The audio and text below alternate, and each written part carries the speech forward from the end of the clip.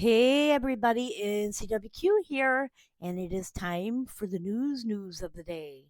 So, we have out of Washington State a wildlife sanctuary that has lost 20 big cats to the bird flu. And this is the area here. We're going to get this in here so we can see where the area is where these cats have been lost. This is the Wildfield Advocacy Center in Washington. It is Wildfield Advocacy Center of Washington. And travelers can encounter the sounds of some big cats. The Wildfield Advocacy Center is a nonprofit cat sanctuary, and Mark Matthews started the nonprofit 20 years ago. The center has recently been going through a tough time. Matthews said at least 20 of the big cats have sadly died due to the bird flu virus. Just 1 month ago, the center was home to 37 cats. Matthews said the first cat got sick around Thanksgiving, and the state confirmed cases of avian flu in early December. Every day is just kind of a wake up, and you think hopefully it's a bad dream, but it's not, Matthews stated.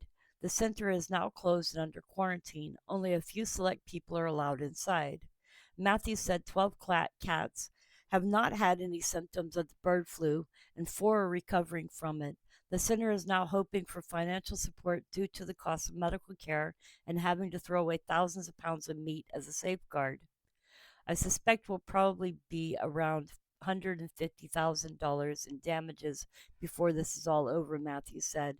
Dr. Amber Idle, the Washington State veterinarian, said the cats are infected through carcasses or meat products in most cases, and that cats are highly susceptible to the virus. The state has confirmed 11 cases of avian flu in humans, all of which are farm workers who have been infected by poultry. What we are seeing right now is there's no evidence of mammal to mammal transmission, and there's no evidence of mammal to human or human to human transmission. As the state works to track cases of avian flu, the Wildfield Advocacy Center hopes to lose no more lives and to reopen in the spring. We hope everybody will continue to be healthy, and we're pretty confident that they will. So, this is the area where the wildcats were at, and this is the Wildfield Advocacy Center in Washington State. You can see over here is Mountain Star Kennels. So, this is where they have the big cats at.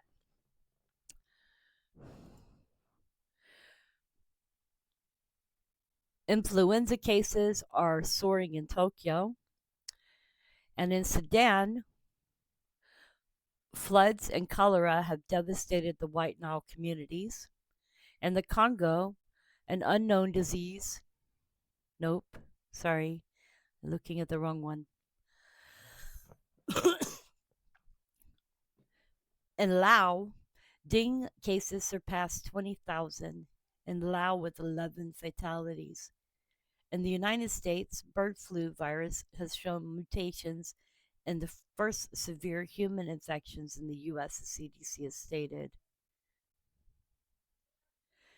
Mutations are rare, but they have been reported in some cases in other countries and most often in extreme infections. The U.S. Centers for, and this is in Louisiana, so that you know, so we're going to go to Louisiana.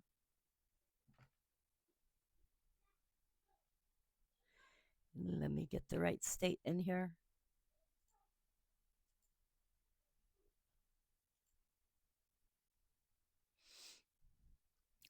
The U.S. Centers for Disease Control and Prevention said on Thursday its analysis of samples from the first severe cases of bird flu in the country last week showed mutations not seen in samples from an infected backyard flock on the patient's property. The CDC said the patient's samples showed mutations in the hemoglobin gluten HA gene, and part of the virus that plays a key role in attaching to host cells. The agency said the risk to the general public from the outbreak has not changed and remains low. Last week, the United States reported its first severe case of the virus. In Louisiana, resident above the age of 65 who suffered from severe respiratory illness.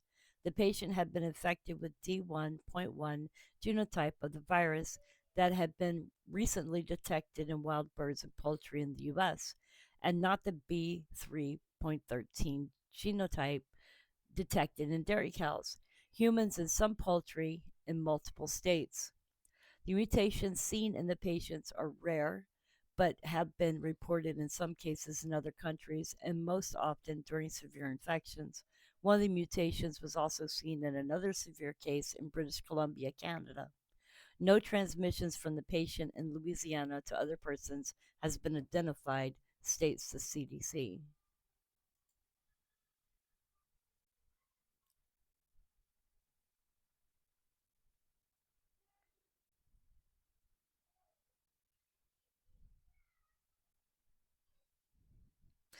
In Japan, Japan Airlines says that it has been hit by a cyber attack as of yesterday.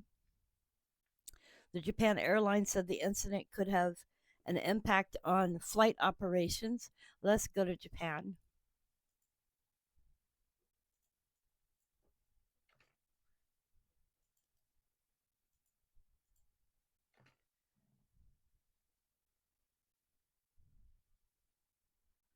This is Japan here.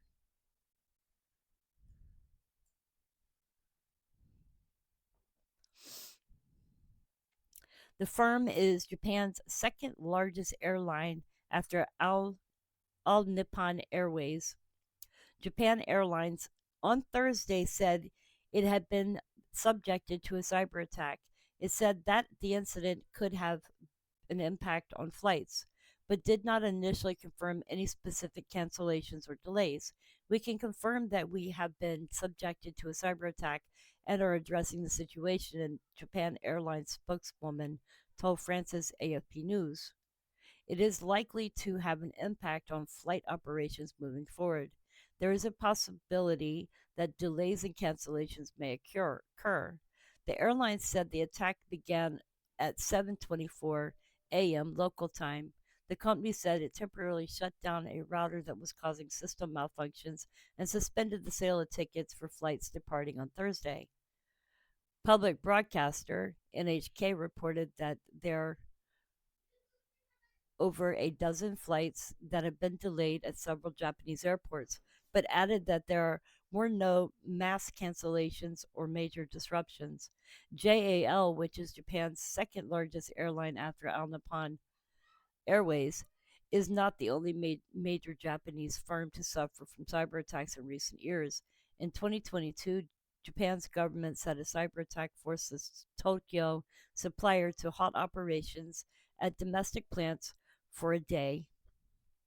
In June of this year, the video sharing website Nika, Nikaniko suspended its services due to cyber attack. Japan's space agency, JAXA, said it was hit by a cyber attack in 2023, but that no sensitive information was accessed. Last week, American Airlines grounded flights due to what was described as a technical issue. And if you recall, I believe it was Christmas Eve morning that the American Airlines grounded all of its flights.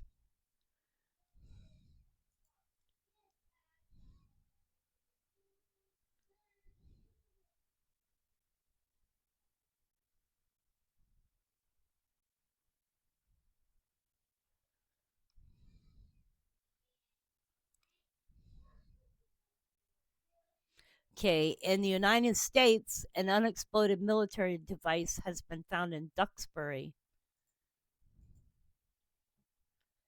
So, an unexploded military device was found in Duxbury. This is Duxbury, Massachusetts. I'm not sure if that's one of the areas that the drones have been flying around, but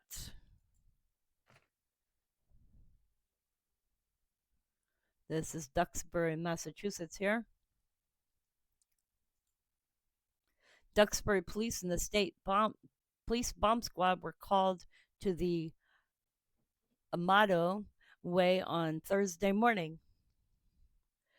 The device was found outside a home. The bomb squad took it to a safe location to dispose of it. So let's see. I want to look at something real quick.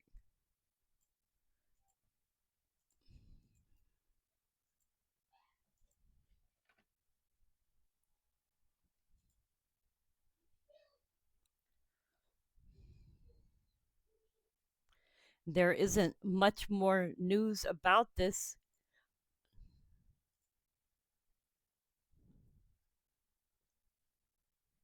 Um, the only thing that they've stated is that the incident was reported at about 11:33, and that safety is a top priority. Duxbury Fire Chief Robert Reardon said in a statement. So there isn't very much more information. The Massachusetts State Police Bomb Squad helped dispose of an incendiary device at a home in Duxbury. So it was at a home.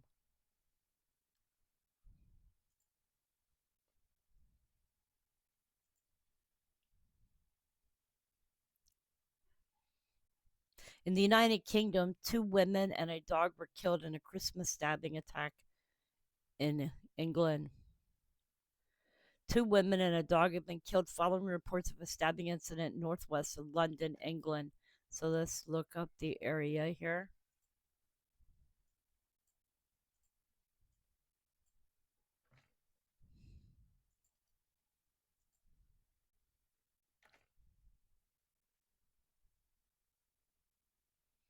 And this is the area here.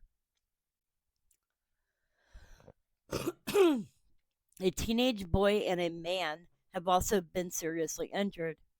Officers were called to a block of apartments in Bletchley, Milton Keynes, after reports of a stabbing on Christmas evening, according to a statement from Thames Valley Police. A 38-year-old woman and a 24-year-old woman were found dead at the scene. A teenage boy and a man in his late 20s have also been injured in the incident and were taken to the hospital with serious injuries. They were both in stable condition. A dog was also injured in the incident. It was taken to the vets but sadly did not survive. The identities of the victims and the suspect have not been released, and a motive was not immediately disclosed. Police have detained a sole suspect, a 49-year-old man from Milton Keynes, who was arrested on suspicion of murder and attempted murder. According to officials, the individuals were known to each other. Well, that's sad, especially since it was on Christmas.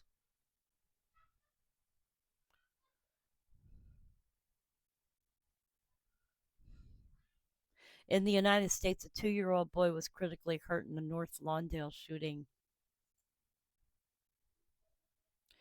The boy was inside a home in the 3800 block of 14th Street. So this was in Chicago, Illinois.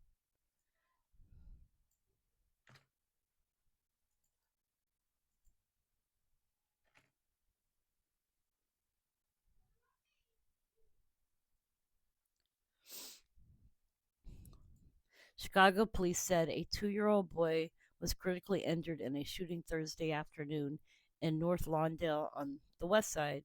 The boy was inside a home on 3800 block of West 14th Street when someone opened fire around 4:05 p.m. Chicago police said he suffered multiple gunshot wounds and was taken to Stronger Hospital in critical condition. A person of interest was taken into custody and a weapon was recovered. Let's pray that this child makes it. I mean, only 2 years old. People got to do better than this.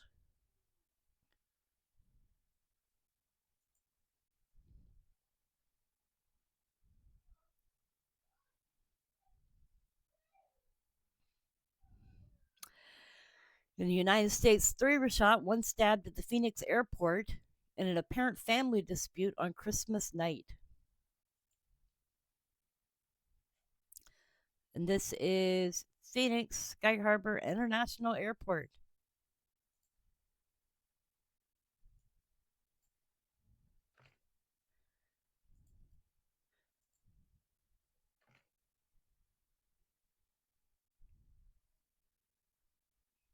So this is the Sky Harbor International Airport here. Three people were shot and another person was stabbed at Phoenix Sky Harbor International Airport in Arizona during a family dispute in one of the terminals on Christmas night. Police said the incident happened at a Terminal 4 restaurant outside the security perimeter where responding officers found three people with gunshot wounds around 9:45 p.m. Wednesday. Phoenix Police Sergeant Myra Reeson told reporters early Thursday officers later detained a juvenile female and a male in the parking garage. The man had at least one stab wound. Phoenix police said, I believe this was a family dispute that escalated.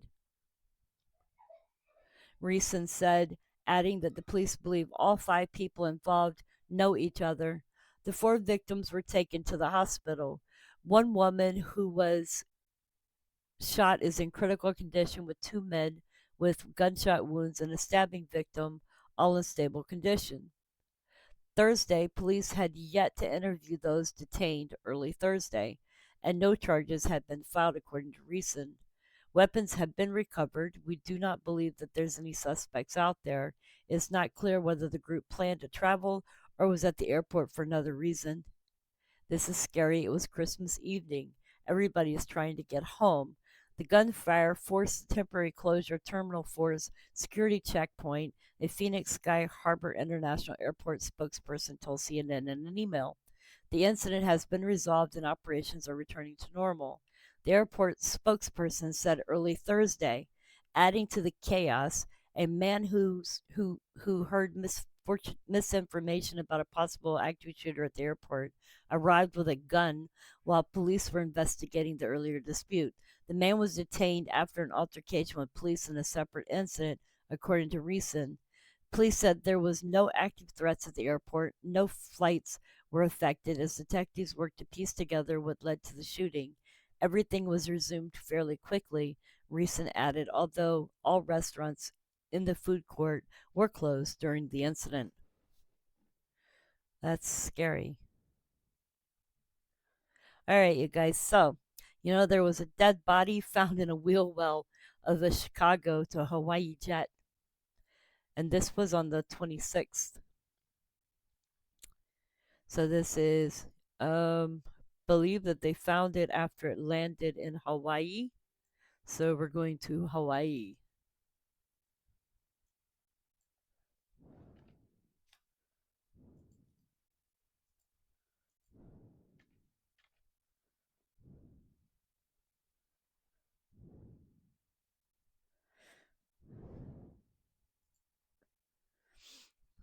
U.S. carrier United Airlines says staff found a dead body in the wheel well of one of its aircraft after it landed in Hawaii.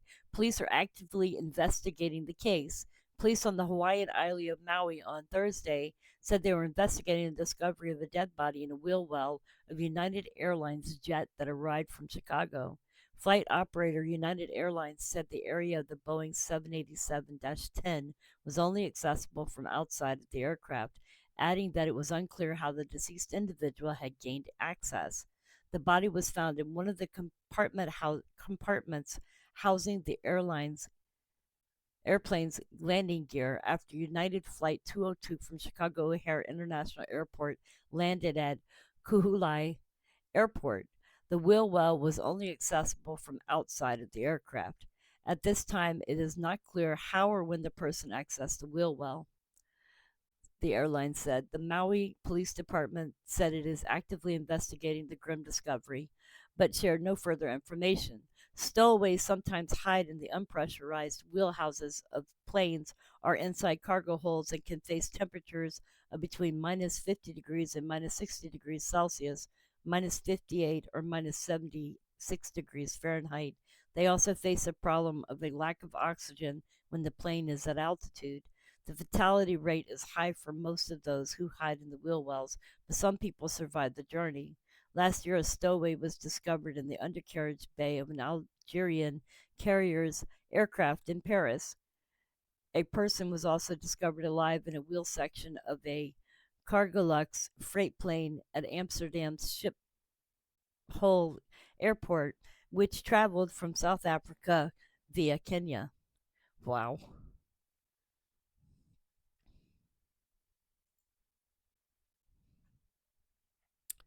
Wow.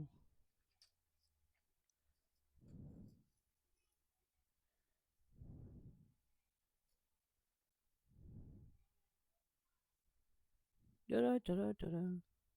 Okay, you guys. Well, that's what I've got for the bad news for the day. I hope that y'all are doing well. This has been our worldly news update of rotten news. And that is our rotten news for the day.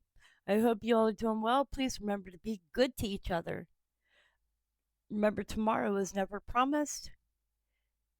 And make today an adventure. Go tell someone you love them. Anyways, you guys, I love you, and I hope that you all will have a great morning, afternoon, or evening wherever you are in the world. Please take good care of yourselves and each other.